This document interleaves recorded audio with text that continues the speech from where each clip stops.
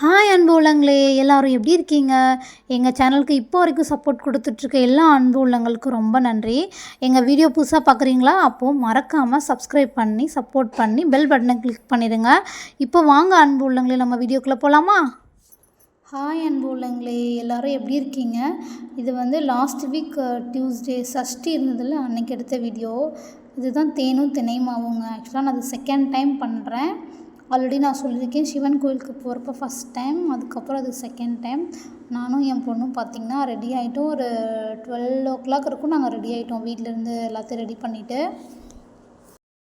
அதாவது நாங்கள் எங்கள் வீட்டுக்கு வந்ததுக்கப்புறம் ஃபஸ்ட் டைம் டியூஸ்டே இந்த ஹோரை டைமில் வந்து முருகன் கோயிலுக்கு போயிருக்கோம். அன்றைக்கி சஷ்டி வேறு, ஃபஸ்ட் டைம் போனோம். அதனால் நாங்கள் ஏர்லியாகவே நாங்கள் தான் ஃபஸ்ட்டு கோயிலே ஓப்பன் பண்ணி பிரசாதம்லாம் பண்ணி ரெடி பண்ணி வெயிட் பண்ணிகிட்டு இருந்தோம். அப்புறம் பூசாரிக்கு ஃபோன் பண்ணிட்டோம், ஐயர் வந்துட்டாங்க. அப்புறம் வந்ததுக்கப்புறம் பார்த்திங்கன்னா நிறைய பேர் பிரசாதம் கொண்டு வந்திருந்தாங்க. ஃபஸ்ட்டு அந்த பிரசாதம்லாம் எடுத்து சாமிக்கு படைக்கிறதுக்குன்னு தனியாக எடுத்து வச்சுட்டு, தனியாக வர்றவங்களுக்கு கொடுக்குறது தனியாக எடுத்து வச்சுருவாங்க. அந்த மாதிரி ஃபஸ்ட்டு எடுத்து வச்சுட்டு இருந்தாங்க. அதுக்கப்புறம் பார்த்திங்கன்னா அவங்க கோயிலுக்குன்னு சில பேர் அவங்க ஃபேமிலி இருப்பாங்களே, அவங்க தான் எல்லாம் பண்ணிகிட்டு இருந்தாங்க. அப்புறம் நிறைய பேர் வர ஆரம்பிச்சிட்டாங்க. வந்ததுக்கப்புறம் பார்த்திங்கன்னா அன்றைக்கி வந்து வெண்பொங்கல், சாம்பார், அப்புறம் வந்து மாம்பழம் கொண்டு வந்திருந்தாங்க. நான் தேனும் தினைமாவும் கொண்டு வந்திருந்தேன். நெக்ஸ்ட்டு வந்து பஞ்சாமிர்தம் ரெடி பண்ணாங்க. தினம் வந்து நான் ஃபாஸ்டிங் இருந்து தான் பண்ணேன். அது எப்படி பண்ணணுன்னு யாருக்காவது டவுட் இருந்தால் சொல்லுங்கள், நான் கண்டிப்பாக உங்களுக்கு அது வீடியோ தனியாகவே போடுறேன். யாராவது தேங்காய் வாழைப்பழம் வந்து அபிஷேகம் தனியாக பண்ணுறாங்கன்னா அந்த தட்டு தனித்தனியாக கொண்டு வந்துடணும். அவங்க தேங்காய் வாழைப்பழம் அன்றைக்கி டியூஸ்டேனால் வந்து இந்த மாதிரி வெத்தலை விளக்கு எப்பயுமே சாமிக்கு வந்து போட்டுறாங்க. அதுக்குன்னு யாராவது பார்த்திங்கன்னா ஃபஸ்ட் டைம் நான் அந்த டியூஸ்டே சாமி கும்பிட போகிறேன். ஆனால் அவ்வளோ பாசிட்டிவ்ங்க. அங்கே இருக்க எல்லோரும் பார்த்திங்கன்னா அவ்வளோ நல்லா பேசுவாங்க. புதுசாக பார்க்குற மாதிரி நமக்கு ஒரு ஃபீல் ஆகும். ஆனால் அங்கே இருக்கவங்களாம் வந்து அவ்வளோ நல்லா பேசுகிறாங்க. எந்த ஊர் நீங்கள், எங்கே இருக்குது வீடு, அவங்களோட வேண்டுதல் நடந்தால் ஒரு ஃபேமிலி மாதிரி தான் எல்லாம் பழகுறாங்க. நான் இப்போ தான் போகிறேன், அதுக்கு முன்னாடி எல்லோரும் வந்து கண்டினியூவாக வந்துட்டுருப்பாங்க, ஒரே ஊராக இருப்பாங்க. ஸோ அங்கே வந்து இப்போ நார்மலாக நம்ம ஊரை எடுத்துக்கிட்டுன்னு வச்சுக்கோங்க, கோயிலுக்கு போவாங்க, சாமி கும்பிடுவாங்க, யாராவது எதாவது பார்த்தாங்கன்னா ஓகே எப்படி இருக்கீங்க, நல்லா இருக்கீங்களா, ஓகே அவ்வளோதான். ஆனால் இங்கே அப்படி கிடையாது. இங்கே கோயிலுக்கு வர்றவங்க ஒரு ஃபேமிலி மாதிரி தான் ட்ரீட் பண்ணுறாங்க எல்லாருமே. அவங்களோட வீட்டு ஃபங்க்ஷன் கண்டிப்பாக எல்லாம் இன்வைட் பண்ணுறாங்க. ஏதாவது அவங்க வேண்டுதல் வச்சாங்கன்னா அதுக்கு இவங்களும் வேண்டிக்கிறாங்க, அது நல்லபடியாக நடந்துருச்சா நெக்ஸ்ட் டைம் வரப்போ கேட்குறாங்க. ஏதாவது வீட்டில் ஃபங்க்ஷன் வச்சா எல்லாத்தையும் இன்வைட் பண்ணி எல்லோரும் அவங்களுக்காக போய் வேண்டிட்டு அந்த இடத்துக்கு போயிட்டு வராங்க. ஸோ அந்த மாதிரி ஒரு ரிலேஷன்ஷிப் எல்லாம் மெயின்டைன் பண்ணுறாங்க. ஸோ மோஸ்ட்லி நம்ம சிட்டி லைஃப் வந்துட்டு ஒரு எப்படி சொல்கிறது, சிட்டி லைஃப் வந்து ஒரு மிஷின் லைஃப் மாதிரி. நம்ம வேலைக்கு போவோம், சாப்பிடுவோம், வருவோம், அப்படி தான் இருக்கும். ஆனால் இந்த மாதிரி வில்லேஜ் லைஃப் தான் எனக்கு ரொம்ப பிடிச்சிருக்கு. அதாவது நம்ம குழந்தைங்கள ஸ்கூலுக்கு அனுப்பிட்டு ஏதாவது கோயிலுக்கு போயிட்டு ஃபங்க்ஷன் அட்டன் பண்ணிவிட்டு ஒரு மாதிரி ரிலீஃபான லைஃப், ரொம்ப டென்ஷன் இருக்காது, ப்ரெஷர் இருக்காது. அந்த மாதிரி ஒரு லைஃப். சில மைனஸும் இங்கே இருக்குது. பட் வந்து அதை நான் எல்லா இடத்துலையும் இருக்கிற விட வில்லேஜை பொறுத்தளவு கம்மியாக தான் இருக்குன்னு நான் நினைக்கிறேன். ஸோ எனக்கு இந்த லைஃப் பிடிச்சிருக்கு. உங்களுக்குலாம் வந்து சிட்டி லைஃப் பிடிக்குமா, வில்லேஜ் லைஃப் தான் பிடிக்குமான்னு சொல்லிட்டு மறக்காமல் கமெண்ட் பண்ணுங்கள். சாமிக்கு வந்து அர்ச்சனை பண்ணுறதுக்கு அந்த மஞ்சள், சீயக்காய் ஃபஸ்ட்டு ஊற்றுவோம். சீயக்காய், திருநீர், பால், தயிர், தேன், பஞ்சாமிர்தம், இந்த மாதிரி என்னெல்லாம் கொண்டு வராங்களோ, பன்னீர் கொண்டு வருவாங்க, தேன் கொண்டு வருவாங்க, கரும்பு ஜூஸ் கொண்டு வருவாங்க, அப்புறம் வந்து இளநீ கொண்டு வருவாங்க. இந்த மாதிரி என்னெல்லாம் கொண்டு வராங்களோ எல்லாமே வந்து இங்கே அபிஷேகம் பண்ணுவாங்க. அதுவும் வந்து அந்த பூசாரி வந்துட்டு ரொம்ப அன்பாக கோவப்படாமல் எல்லாருக்கிட்டையும் பேசி எல்லோரும் வந்துட்டு இப்போ நீங்கள் சில கோயில் எடுத்துக்கிட்டிங்கன்னா சாமி பூசாரி மட்டும் தான் எல்லா வேலையும் பண்ணி அவங்களே எது தொடரோட அந்த மாதிரி பண்ணுவாங்க. பட் நம்ம இந்த மாதிரி கோயிலுக்கு பண்ணுறப்ப நம்மளே எல்லா விஷயமும் பண்ணுறப்போ நமக்கு ஒரு ரொம்ப திருப்தியாக இருக்க மாதிரி இருக்கும். ஸோ அந்த மாதிரி எல்லோரும் அவங்கவுங்களால என்ன பண்ண முடியுமோ அதை எல்லோரும் வந்துட்டு ரெடி பண்ணிகிட்டு இருந்தோம்.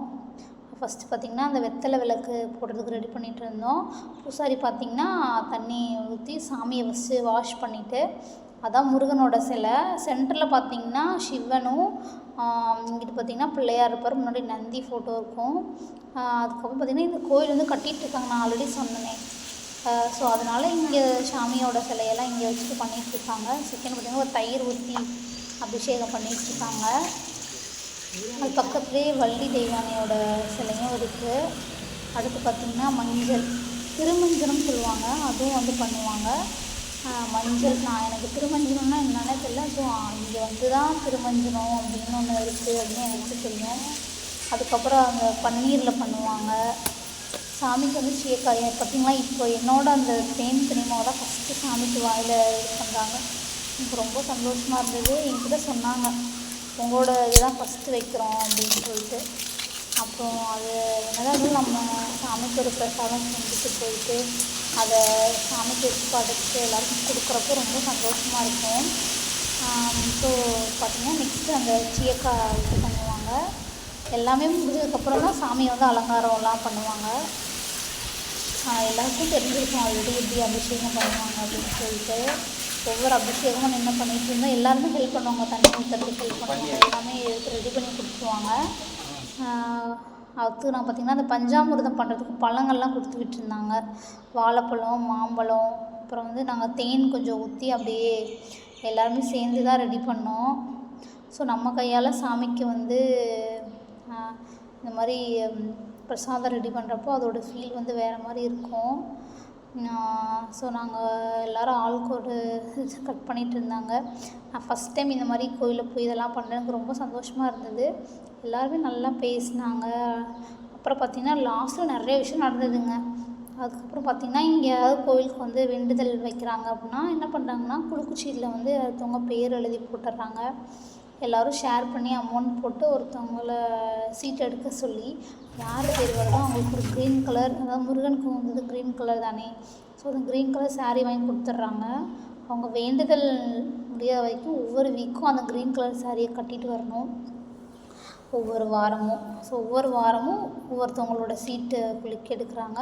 ஸோ இந்த மாதிரி வந்து சும்மா கோயிலுக்கு வரோம், சாமி கும்பிட்றோம், போகிறோம், அந்த மாதிரி இல்லாமல் ஸோ இன்னொருத்தவங்க என்ன வேண்டுதலுக்காக வராங்க, எவ்வளோ கஷ்டத்தில் இங்கே வராங்க, ஸோ அதையும் எல்லோரும் புரிஞ்சுக்கிட்டு அதுவும் நடக்கணும் அப்படின்னு எல்லோரும் சேர்ந்து அது ஒரு கூட்டு பிரார்த்தனைன்னு சொல்லுவாங்களே, அந்த மாதிரி பண்ணுறப்ப ரொம்ப சந்தோஷமாக இருந்தது.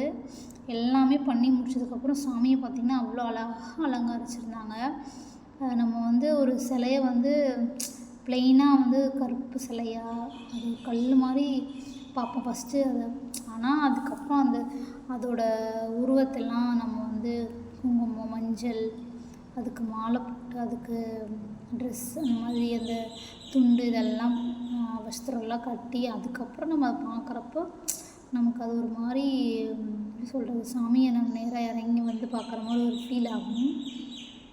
இது வந்து பார்த்திங்கன்னா பஞ்சாமிர்தம் ரெடி பண்ணிகிட்ருக்காங்க. மேங்கோ, பனானா, அப்புறம் ஹனி இது மட்டும் ஊற்றி ரெடி பண்ணிகிட்ருந்தாங்க. இங்கே வந்தவங்கன்னா பார்த்திங்கன்னா எல்லாம் சொல்லுவாங்க, நான் இதை வேண்டிட்டு வந்தேன், நடந்துருச்சு, நான் நம்பவே இல்லை இது நடக்கும்னு அப்படின்னு சொல்லி சொல்கிறாங்க. அவங்க சொல்கிறப்ப எனக்கே ரொம்ப ஆச்சரியமாக இருக்கும். ஸோ அவங்க வந்து ரொம்ப இன்ட்ரெஸ்ட்டாக சாமிக்கு ஒவ்வொரு இது அவங்க வந்து முழு மனசாக தான் பண்ணுறாங்க. இப்போ வந்து எல்லாருக்கும் எல்லா வேலையும் இருக்கும், சம்டைம்ஸ் வர முடியும், சம்டைம்ஸ் வர முடியாது. பட் வந்து சாமிக்கு நம்ம போகணும், நம்ம வந்து எல்லாருமே வந்து ஏதாவது ஒரு வேண்டிக்கிட்டு தான் நம்ம கண்டிப்பாக கோவிலுக்கு போவோம். ஆனால் வந்துட்டு சம்டைம்ஸ் நடக்கும், சம்டைம்ஸ் வந்து சில விஷயம் நடக்காது, நமக்கு வந்து கஷ்டமாக தான் இருக்கும். ஸோ வந்து எல்லாமே வந்து நம்மளோட கர்ம பலன்னு சொல்லுவாங்களே, அதை பொறுத்து தான் எல்லாமே நடக்கும்.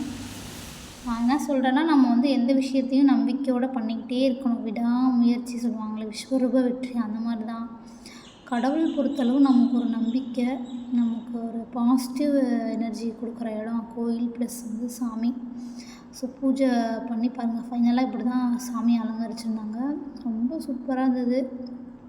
சின்னதாக குட்டி வெயில் வச்சுருந்தாங்க பக்கத்தில், அங்கே விளக்கு போட்டுட்டு அங்கே சாமியை வச்சுட்டு பூஜைலாம் பண்ணி முடிச்சதுக்கப்புறம் ஃபைனலி வந்து சாமிக்கு வந்து க்ரீன் கலர் துண்டு, அப்புறம் எப்பயும் போல் சிவனுக்கு வந்து அது வஸ்திரம் கட்டி அப்புறம் மாலை போட்டுட்டு எல்லா சாமிக்கும் மாலை போட்டுருவாங்க.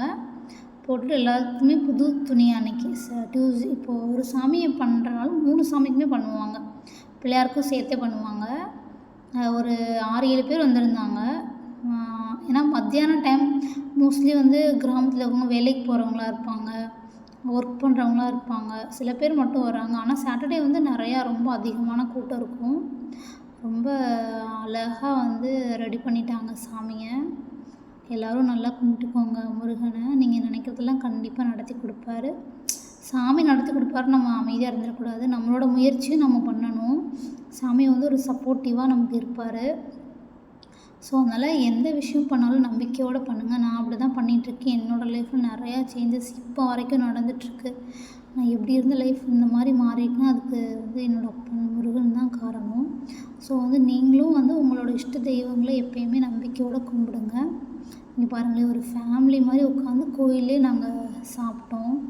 ரொம்ப சந்தோஷமாக அந்த டே வந்து அன்றைக்கி போச்சு. ஸோ ஒவ்வொரு வீக்கும் போகணும் அந்த மாதிரி தோணுது. பூஜை முடிச்சுட்டு வீட்டுக்கு வர பார்த்திங்கன்னா ஒரு 2:30 ஆகிடுச்சு. ஸோ நாங்கள் ரெஸ்ட் எடுத்துகிட்டு ஈவினிங் போல் ஹோரை டைமில் தான் நான் வீட்டில் வந்து விளக்கு போட்டு சாமி கும்பிட்டேன். ஸோ வந்துட்டு நீங்களும் வீட்டில் என்ன தான் இருந்தாலும் நம்ம சில பேரால் கோயிலுக்கு போக முடியும், கோயிலுக்கு சில பேரால் போக முடியாது. ஸோ நீங்கள் வீட்டிலையே எது பண்ணாலும் திருப்தியாக ஆத்மார்த்தமாக உட்காந்து நீங்கள் வீட்டிலையே வந்து அதே மாதிரி ப்ரே பண்ணலாம். நான் மோஸ்ட்லி வீட்டிலையே வந்து வெத்தலை விளக்கு போட்டு தான் ப்ரே பண்ணுவேன். ஆல்ரெடி உங்களுக்கே தெரியும் 48 டேஸ் நான் வந்து அந்த வெத்தலை தீபம் போட்டு தான் ப்ரே பண்ணேன். ஸோ நீங்களும் உங்களோட வேண்டுதலை முருகன்கிட்ட கேளுங்க. உங்கள் டைமை செலவு பண்ணி எங்கள் வீடியோவை கண்டிப்பாக என்ஜாய் பண்ணி பார்த்துருப்பீங்கன்னு நினைக்கிறேன். பாய் அன்பு உள்ளங்களே, நெக்ஸ்ட் ஒரு வீடியோவில் பார்க்கலாம்.